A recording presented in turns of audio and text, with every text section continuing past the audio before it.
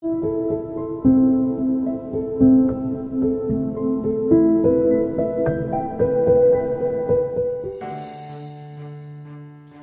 বন্ধুরা, আজকে অনেকদিন পরে আমি আপনাদের সামনে একটি গল্প নিয়ে এসেছি। আসলে আমার শরীরটা খারাপ ছিল, সেই কারণেই আমি গল্প আনতে পারিনি। তবে আজকের গল্পের টুইস্ট আছে। টুইস্টটা কি যখনই আপনারা গল্পটা শুনবেন তখনই বুঝতে পারবেন। যাই হোক, শুরু করছি আজকের গল্প। গল্পটির নাম জীবিত ও মৃত। সবাই জানেন এই গল্পটির রচয়িতা রবীন্দ্রনাথ ঠাকুর। তাহলে শুরু করছি আজকের গল্প।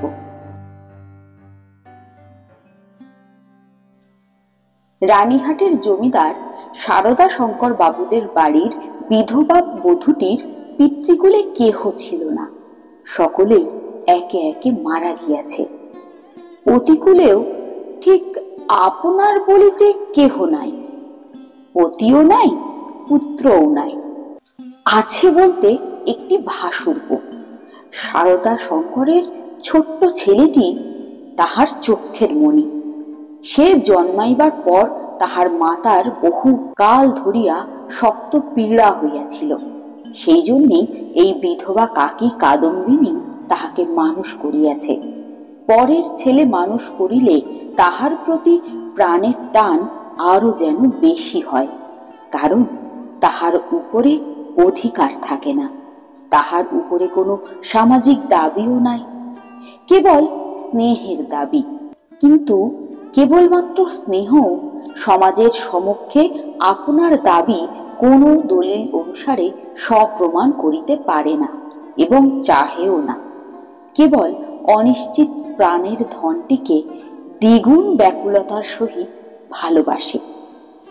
বিধবার সমস্ত রুদ্ধ প্রীতি এই ছেলেটির প্রতি সিঞ্চন করিয়া একদিন শ্রাবণের রাত্রে কাদম্বিনীর অকস্মাৎ মৃত্যু হইল। হঠাৎ কি কারণে যে তাহার হৃদস্পন্দন স্তব্ধ হইয়া গেল এবং সময় জগতের আর সর্বত্র সবকিছুই চলিতে লাগিল।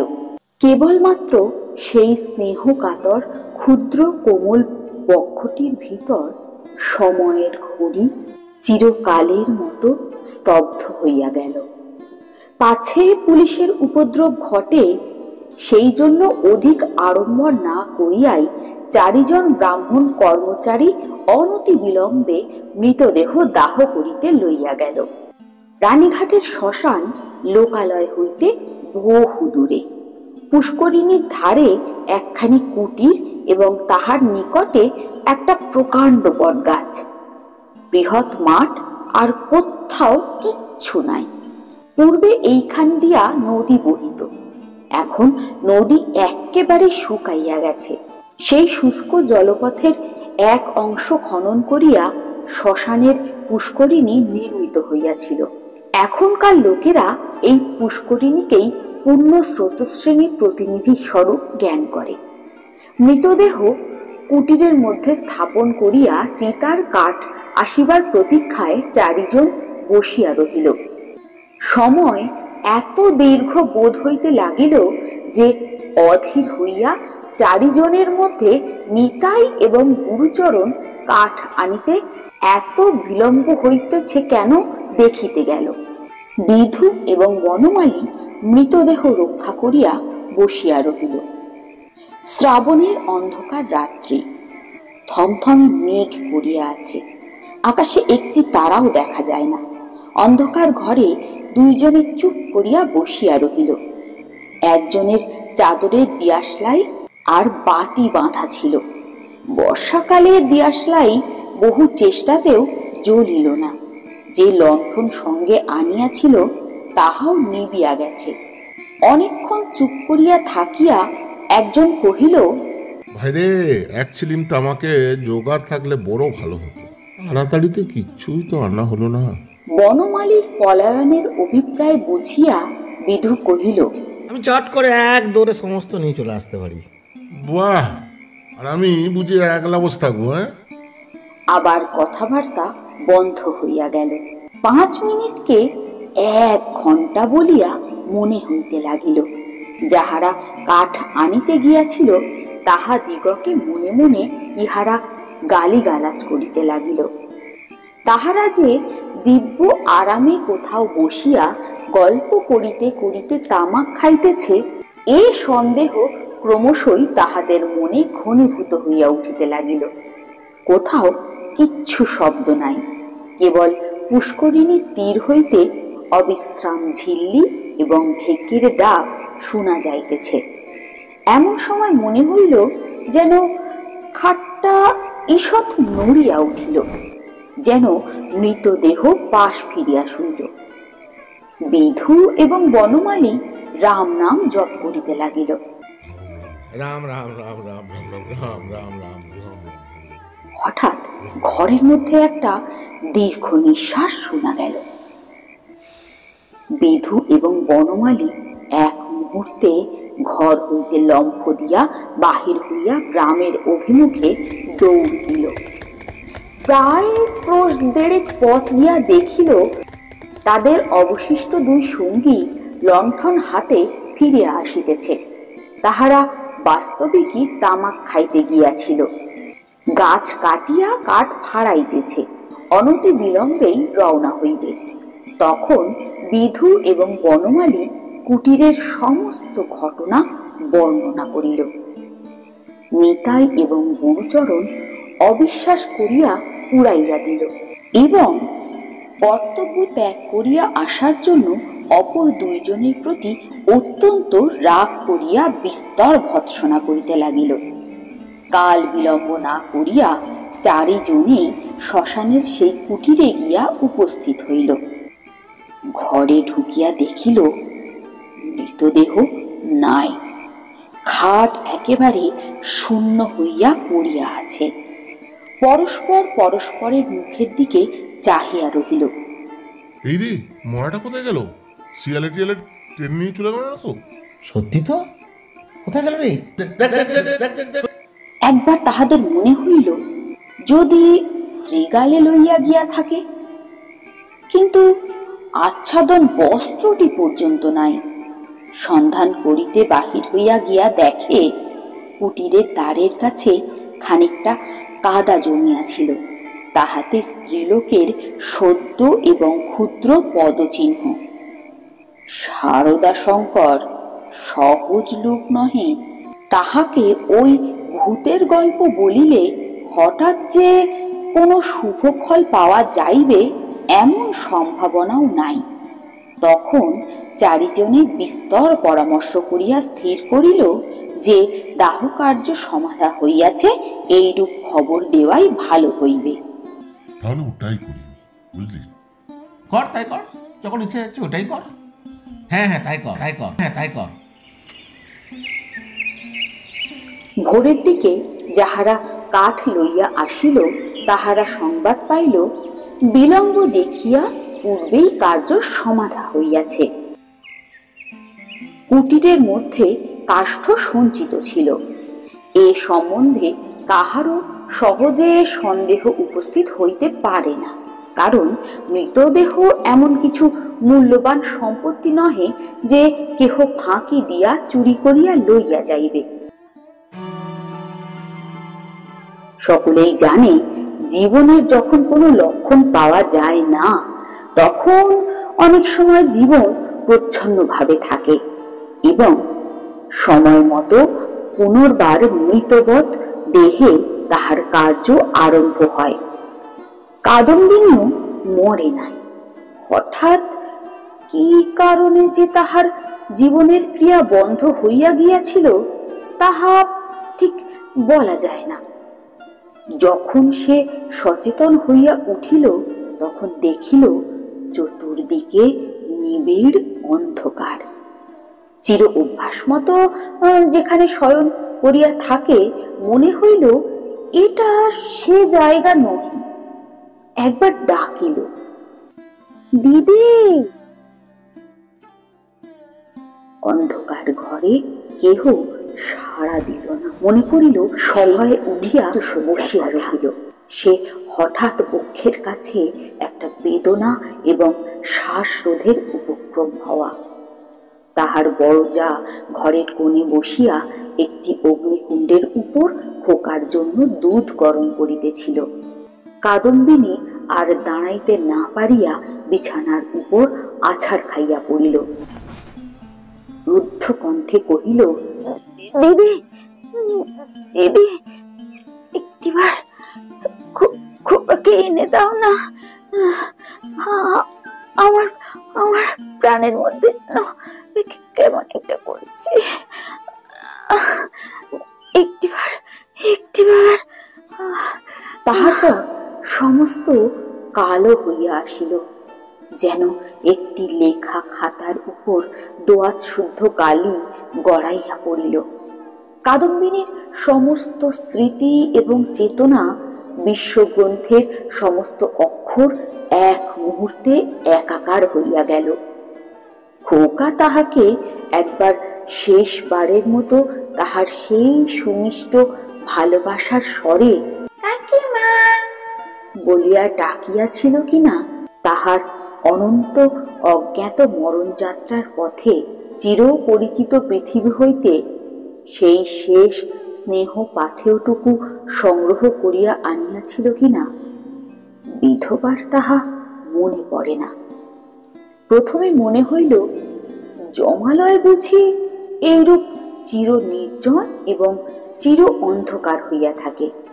সেখানে কিছু দেখিবার নাই, শুনিবার নাই, কাজ করিবার নাই, কেবল চিরকাল এইরূপ জাগিয়া উঠিয়া বসিয়া থাকিতে হইবে।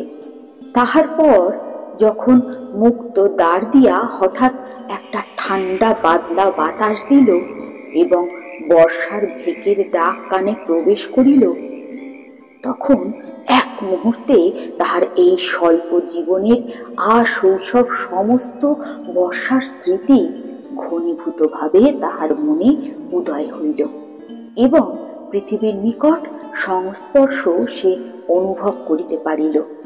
একবার বিদ্যুৎ চমকিয়া উঠিল। সম্মুখের পুষ্করিণী, বটগাছ, বৃহৎ মাঠ এবং সুদূর তরুশ্রেণীর এক পলক চোখে পড়িল। মনে পড়িল মাঝে মাঝে পুণ্যতিথি উপলক্ষে এই পুষ্করিণীতে আসিয়া স্নান করিয়াছে এবং মনে পড়িল সেই সময় এই শ্মশানে মৃতদেহ দেখিয়া মৃত্যুকে সে কি ভয়ানক মনে মনে ভয় পাইত। প্রথমেই যখন মনে হইল বাড়ি ফিরিয়া যাইতে হইবে, কিন্তু তখনই ভাবিল আমি আমি তো আর বেঁচে নেই, আমাকে বাড়িতে নেবে কেন? না না, সেখানে যে অমঙ্গল হবে। আমি যে জীবরাজ্য থেকে নির্বাসিত হয়ে আছি, তাই যদি না হবে তাহলে এই মাঝরাত্রিরে আমি শ্মশানে এলাম কি করে? যদি আমার অন্ত্যেষ্টিক্রিয়া শেষ না হয়ে থাকে, তাহলে দাহ করার লোকজনগুলো সব কোথায় গেল? সারদা শঙ্করের আলোকিত গৃহে তাহার মৃত্যুর শেষ মুহূর্তের কথা মনে পড়িল। তাহার পরেই এই বহু দূরবর্তী জনশূন্য অন্ধকার শ্মশানের মধ্যে আপনাকে একাকিনী দেখিয়া সে জানিল, আমি এই পৃথিবীর জনসমাজের আর কেউ নই। আমি অতি ভীষণ অকল্যাণকারিণী। আমি আমি আমার প্রেতাত্মা। এই কথা মনে উদয় হইবা মাত্রই তাহার মনে হইল তাহার চতুর্দিক হইতে বিশ্ব নিয়মের সমস্ত বন্ধন যেন ছিন্ন হইয়া গিয়াছে, যেন তাহার অদ্ভুত শক্তি, অসীম স্বাধীনতা, যেখানে ইচ্ছা যাইতে পারে, যাহা ইচ্ছা করিতে পারে। এই অভূতপূর্ব নূতন ভাবের আবির্ভাবে সে উন্মত্তের মতো হইয়া উঠিল। এমন সময় হঠাৎ একটা দমকা বাতাসের মতো ঘর হইতে বাহির হইয়া অন্ধকার শ্মশানের উপর দিয়া চলিতে লাগিল। তাহার মনে লজ্জা, ভয়, ভাবনার লেশ মাত্র রহিল না। চলিতে চলিতে চরম শ্রান্ত, দেহ দুর্বল হইয়া আসিল। মাঠের পর মাঠ শেষ আর হয় না। মাঝে মাঝে ধান্যক্ষেত্র, আবার কোথাও বা এক হাঁটু জল দাঁড়াইয়া আছে। তখন ভোরের আলো অল্প অল্প দেখা দিয়াছে। তখন অদূরের লোকালয়ের পাশ ঝাড় হইতে দুই একটা পাখির ডাক শোনা গেল। তখন তাহার কেমন যেন ভয় করিতে লাগিল। পৃথিবীর সহিত জীবিত মনুষ্যের সহিত এখন এখন তাহার কিরূপ যেন একটা নূতন সম্পর্ক দাঁড়াইয়াছে। সে কিচ্ছু জানে না। যতক্ষণ সে মাঠে ছিল, শ্মশানে ছিল, শ্রাবণের রজনীর অন্ধকারের মধ্যে ছিল, ততক্ষণ সে নির্ভয়ে ছিল, যেন আপন রাজ্যে ছিল। দিনের আলোকে লোকালয় তাহার পক্ষে অতি ভয়ঙ্কর স্থান বলিয়া বোধ হইতে লাগিল। মানুষ ভূতকে ভয় করে, ভূতও মানুষকে ভয় করে। মৃত্যু নদীর দুই পারে দুইজনের বাস। কাপড়ে কাদা মাখিয়া অদ্ভুত বেশে রাত্রি জাগরণের পর পাগলের মতো হইয়া কাদম্বিনীর যেরূপ চেহারা হইয়াছিল, তাহাতে মানুষ তাহাকে দেখিয়া ভয় পাইতে অবশ্যই পারিত, এবং ছেলেরা বোধ হয় দূরে পলাইয়া গিয়া তাহাকে ঢেলা মারিত। কিন্তু সৌভাগ্যক্রমে একটি পথিক ভদ্রলোক তাহাকে সর্বপ্রথম এই অবস্থায় দেখিতে পায়। সে আসিয়া জিজ্ঞাসা করিল, মা, তোমাকে তো ভদ্র বাড়ির বউ বলেই মনে হচ্ছে। তুমি এই অবস্থায় একলা পথে কোথায় চলেছ? কাদম্বিনী প্রথমে কোনো উত্তর না দিয়া তাকাইয়া রহিল। হঠাৎ কিছুই ভাবিয়া পাইল না। সে যে সংসারের মধ্যে আছে, তাহাকে যে ভদ্র কুলবধূর মতো দেখাইতেছে, গ্রামের পথে পথিক তাহাকে যে প্রশ্ন জিজ্ঞাসা করিতেছে, এ সমস্ত তাহার কাছে অভাবনীয় বলিয়াই মনে হইল। পথিক তাহাকে পুনরায় কহিল, চলো মা, আমি তোমাকে ঘরে পৌঁছে দিই। তোমার বাড়ি কোথায় আমাকে বলো। কাদম্বিনী চিন্তা করিতে লাগিল। শ্বশুর বাড়ি ফিরিবার কথা তাহার মনে স্থান দেওয়া যায় না, আর বাপের বাড়ি সে তো নাই। তখন ছোটবেলার সইকে মনে পড়িল।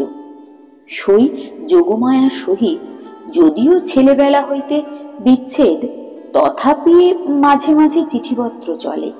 এক এক সময় রীতিমতো ভালোবাসার লড়াই চলিতে থাকে। কাদম্বিনী জানাইতে চাহে ভালোবাসা তাহার দিকেই প্রবল, আবার যোগমায়া জানাইতে চাহে কাদম্বিনী তাহার ভালোবাসার যথোপযুক্ত প্রতিদান দেয় না। কোন সুযোগে একবার যদি উভয়ের মিলন হইতে পারে, তখন এক দণ্ডও কেহ কাহাকে চোখের আড়াল করিতে পারিবে না। এই বিষয়ে কাহার পক্ষেই কোনো সন্দেহ ছিল না। কাদম্বিনী ভদ্রলোকটিকে কহিল, আগে নিশিন্দাপুরে শ্রীপতি চরণ বাবুর বাড়ি যাব। পথিক কলিকাতায় যাইতেছিলেন। নিশিন্দাপুর যদিও নিকটবর্তী নহে, তথাপি তাহার গম্য পথের মধ্যেই পড়ে। সুতরাং তিনি স্বয়ং বন্দোবস্ত করিয়া কাদম্বিনীকে শ্রীপতি চরণ বাবুর বাড়ি পৌঁছাইয়া দিলেন। দুই সইয়ের মিলন হইল। প্রথমে চিনিতে একটু বিলম্ব হইয়াছিল বটে, কিন্তু তারপরে বাল্য সাদৃশ্য ভাবে উভয়ের চক্ষে ক্রমশই পরিস্ফুট হইয়া উঠিল। যোগমায়া কহিল, ওমা, কি ভাগ্য!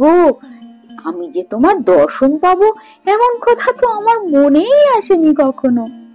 কিন্তু ভাই, তুমি কি করে আসলে? তোমার শ্বশুর বাড়ির লোকজন বুঝি তোমাকে ছেড়ে দিয়ে গেল এখানে?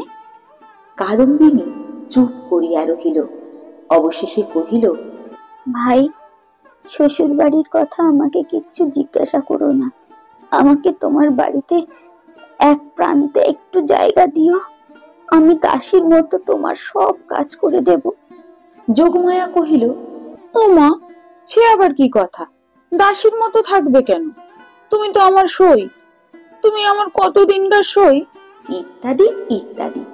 এমন সময় শ্রীপতি ঘরে প্রবেশ করিল। কাদম্বিনী খানিকক্ষণ তাহার মুখের দিকে তাকাইয়া ধীরে ধীরে ঘর হইতে বাহির হইয়া গেল।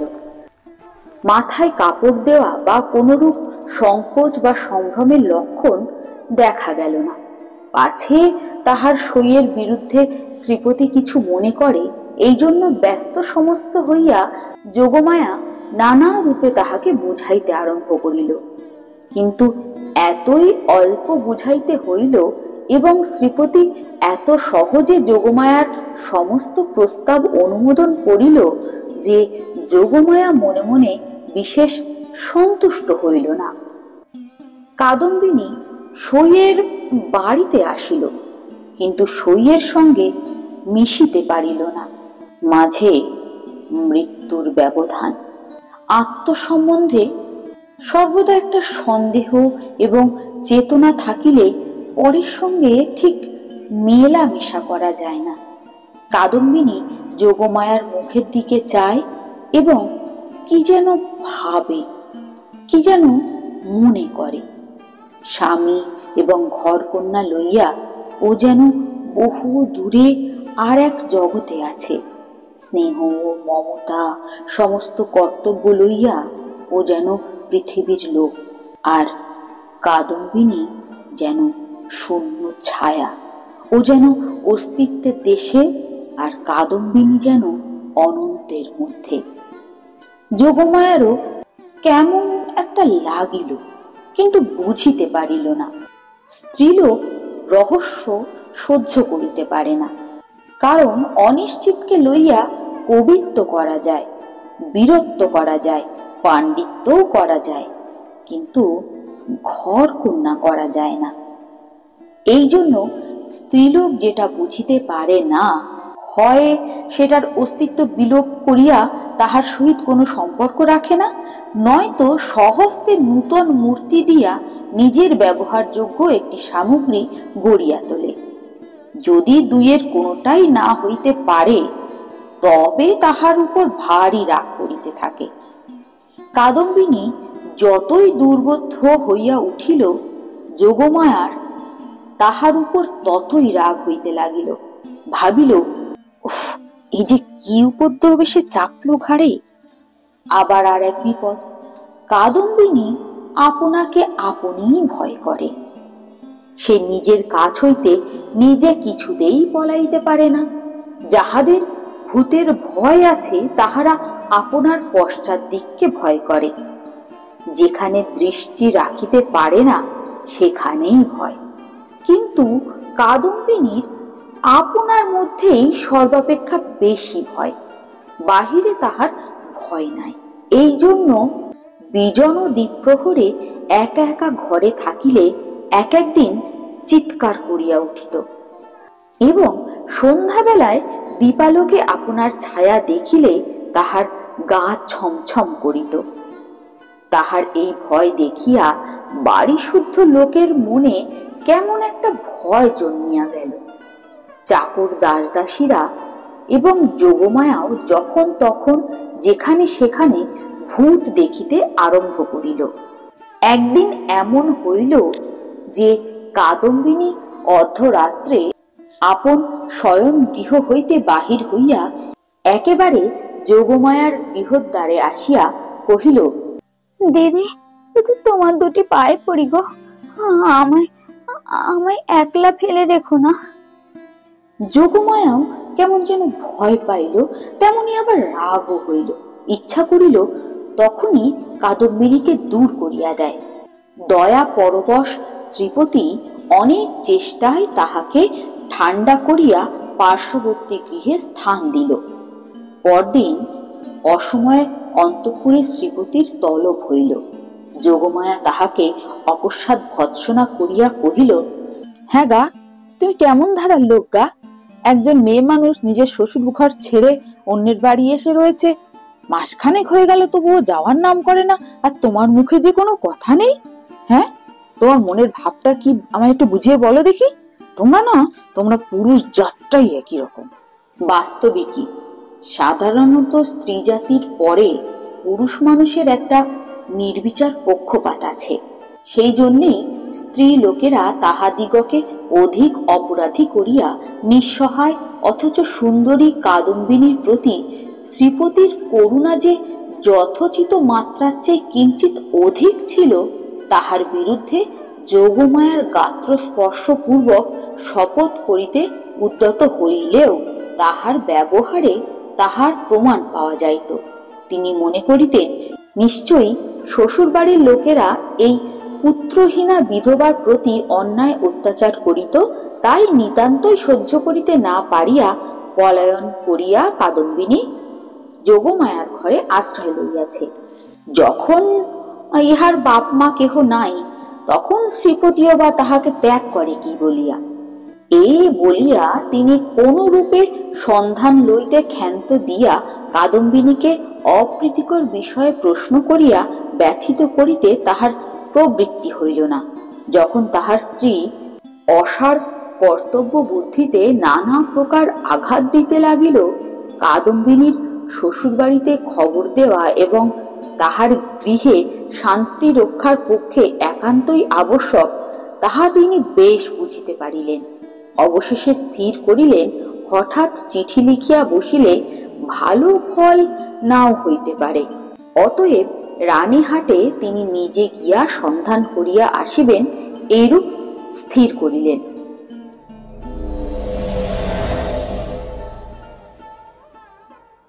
শ্রীপতি তো গেলেন, এদিকে যোগমায়া আসিয়া কাদম্বিনীকে কহিল, সই, আমার এখানে তোমার আর থাকা ভালো হচ্ছে না, লোকে কি বলবে? কাদম্বিনী গম্ভীর ভাবে যোগমায়ার মুখের দিকে তাকাইয়া কহিল, লোকের সঙ্গে আমার কি সম্পর্ক? যোগমায়া কথা শুনিয়া অবাক হইয়া গেল, কিঞ্চিত রাগিয়া কহিল, তোমার সম্পর্ক না থাক, আমাদের তো আছে। আমরা পরের ঘরের বউকে কি বলে আটকে রাখবো? হ্যাঁ? কাদম্বিনী কহিল, আমার শ্বশুর ঘর কোথায়? যোগমায়া ভাবিল, মরণ পুরা কপালি বলে কি? কাদম্বিনী ধীরে ধীরে কহিল, আমি কি তোমাদের মতো কেউ? আমি কি এই পৃথিবীর? তোমরা হাসছো, কাঁদছো, ভালোবাসছো, সবাই আপন আপন নিয়ে আছো, আর আমি তো কেবল তাকিয়ে আছি। তোমরা মানুষ আর আমি ছায়া। আমি বুঝতে পারি না ভগবান কেন যে আমাকে তোমাদের এই সংসারের মাঝখানে রেখেছেন। তোমরাও ভয় করো পাছে তোমাদের হাসি আনন্দের মাঝখানে আমি অমঙ্গল আনি। আমিও না ঠিক ঠিক বুঝে উঠতে পারি না তোমাদের সঙ্গে আমার কি সম্পর্ক। কিন্তু কিন্তু ঈশ্বর যখন আমাদের জন্য আর কোনো স্থান রাখেনি, তখন কাজে কাজেই বন্ধন ছিঁড়ে যায়। তবু তোমাদের কাছে ঘুরে ঘুরে বেড়াই। এমন ভাবে চাহিয়া কথাগুলো বলিয়া গেল, যোগমায়া কেমন করিয়া মোটের উপর একটা বুঝিতে পারিল, কিন্তু আসল কথাটা বুঝিল না, জবাব দিতেও পারিল না, আবার দ্বিতীয়বার প্রশ্নও করিতে পারিল না। অত্যন্ত ভারাক্রান্ত গম্ভীর ভাবে চলিয়া গেল।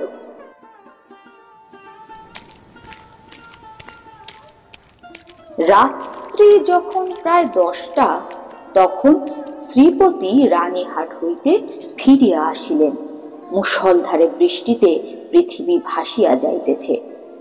ক্রমাগত তাহার ঝড়ো ঝড়ো শব্দে মনে হইতেছে বৃষ্টির শেষ নাই, আজ রাত্রিরও শেষ নাই।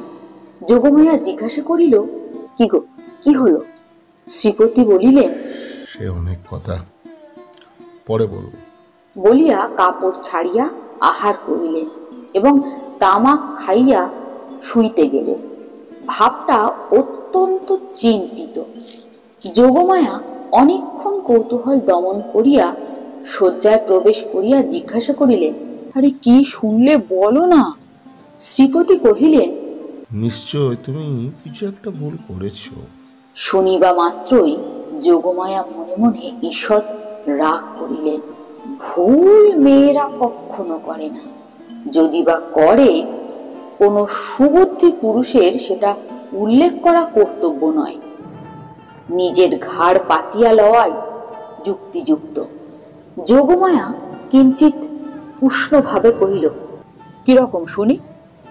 শ্রীপতি কহিলেন, যে মহিলাটিকে তোমার ঘরে জায়গা দিয়েছ সে তোমার বান্ধবী কাদম্বিনী নয়।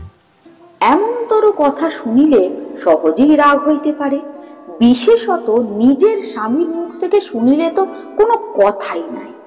যোগমায়া কহিল, আমার সইকে আমি চিনি না, তোমার কাছ থেকে আমাকে চিনতে হবে? কি কথা আর কি ছিরি!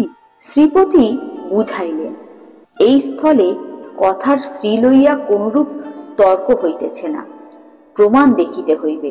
যোগমায়ার সই কাদম্বিনী যে মারা গিয়াছে তাহাতে কোনো সন্দেহ নাই।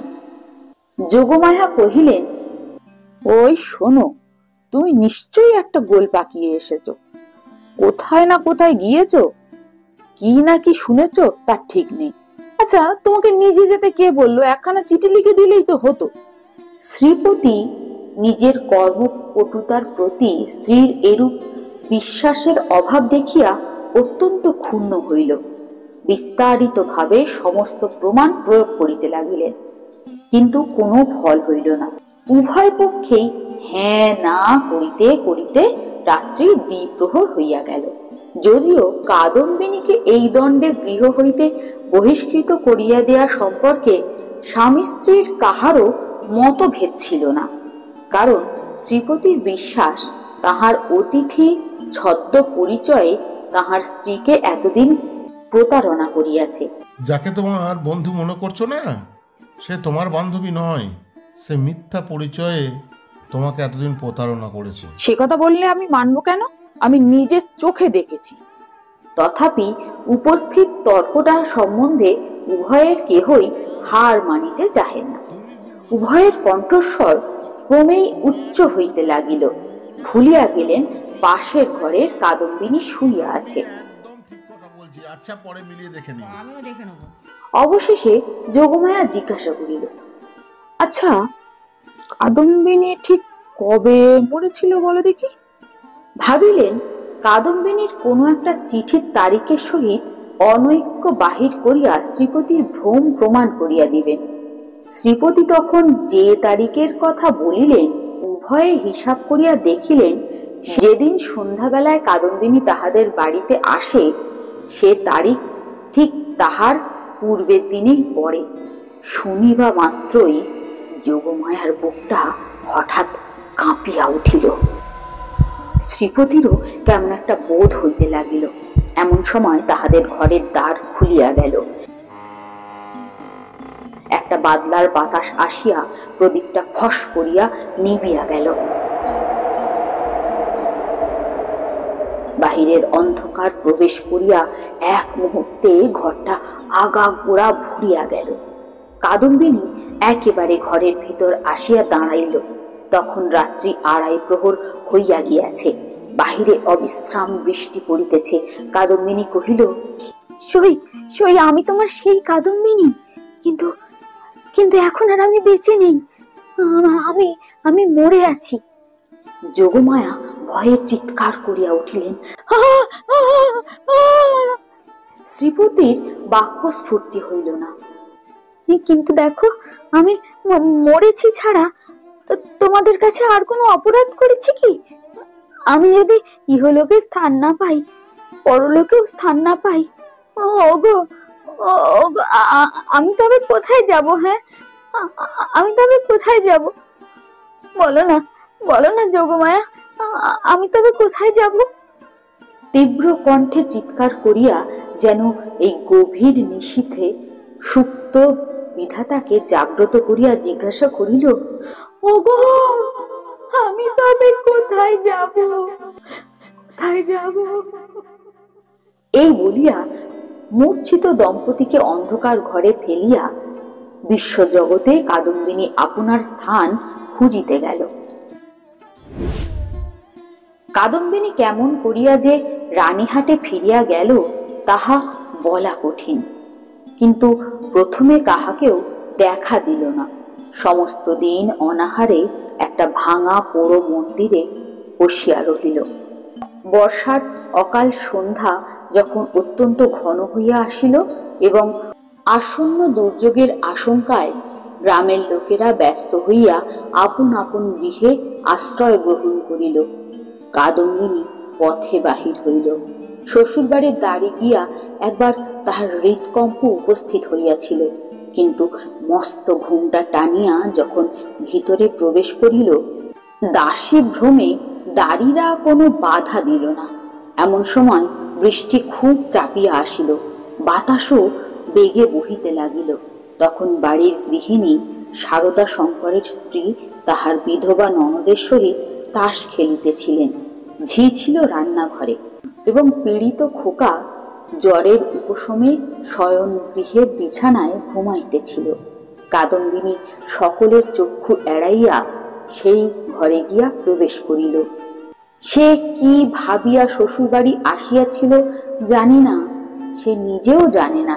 কেবল এইটুকু জানে যে একবার খোকাকে চক্ষে দেখিয়া যাইবার তাহার বড়ই ইচ্ছা। তাহার পর কোথায় যাইবে, কি করিবে, সে কথা সে ভাবেও নাই। দীপালোকে দেখিল রুগ্ন শীর্ণ খোকা হাত মুঠা করিয়া ঘুমাইয়া আছে। দেখিয়া উত্তপ্ত হৃদয় যেন তৃষাতুর হইয়া উঠিল। তাহার সমস্ত বালাই লইয়া তাহাকে একেবারে বুকে চাপিয়া না ধরিলে কি বাঁচা যায়?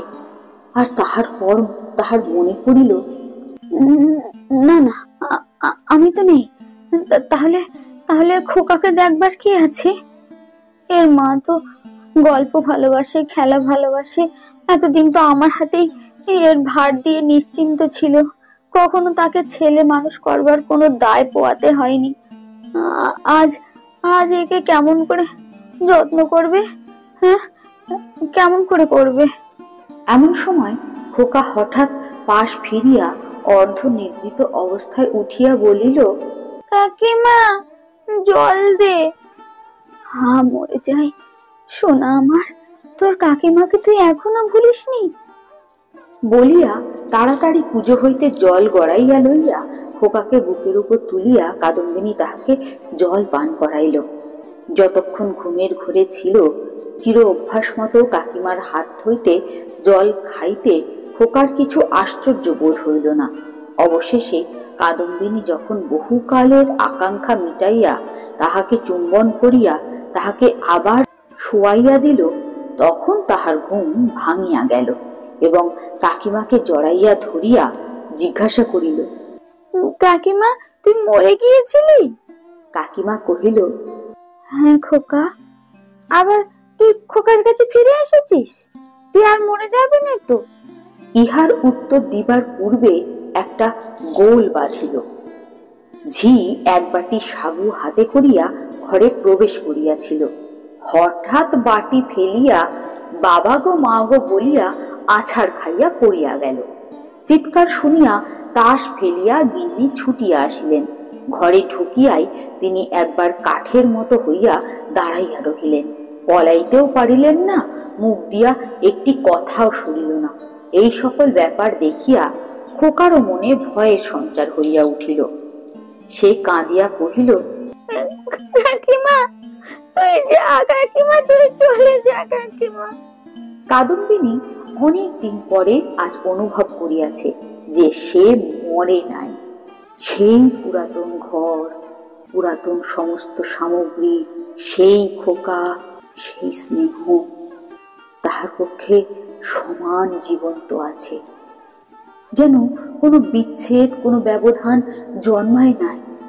সৈয়দ বাড়ি গিয়া অনুভব করিয়াছিল বাল্যকালের সেই সই মরিয়া গিয়াছে। খোকার ঘরে আসিয়া বুঝিতে পারিল খোকার কাকিমা তো একদিনও মরে নাই। ব্যাকুল ভাবে কহিল, দিদি, দিদি, তোমরা আমায় দেখে ভয় পাচ্ছ?